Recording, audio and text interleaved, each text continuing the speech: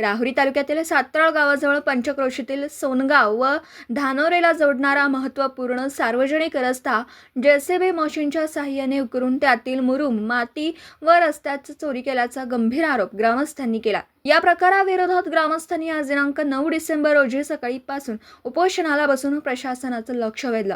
ग्रामस्थांनी दिलेल्या निवेदनानुसार गेल्या काही दिवसांपासून या रस्त्यावर अनधिकृतरित्या उत्खनन सुरू असून सुमारे शेकडो ट्रॅक्टर मुरुम बाहेर नेण्यात आल्याचं नमूद करण्यात आलं। त्यामुळे वाहतुकीस अडथळा निर्माण होऊन ग्रामस्थांची मोठी गैरसोय होती आहे।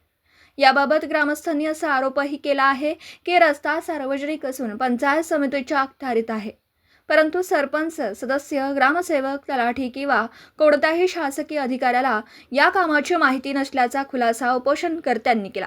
मात्र दुसरीकडे खासगी निधीतून हे काम सुरू असल्याची तोंडी माहिती देण्यात आली असून ही बाब अधिक संशयास्पद असल्याचं ग्रामस्थांचं म्हणणं आहे। या संदर्भात तहसीलदार राहुरी यांना आज दिनांक 9 डिसेंबर रोजी सकाळी सामूहिक निवेदन देण्यात आलं। तात्काळ उत्खनन थांबवून संबंधितांवर फौजदारी गुन्हा दाखल करण्याची मागणी ग्रामस्थांनी केली।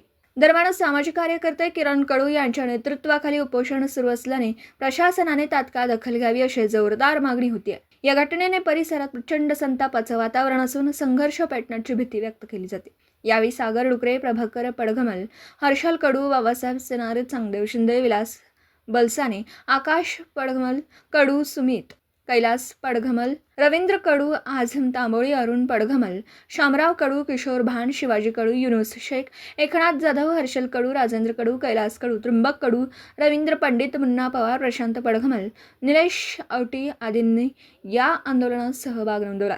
दीपक साळवेसह योगेश पवार, न्यूज 14 राहुरी।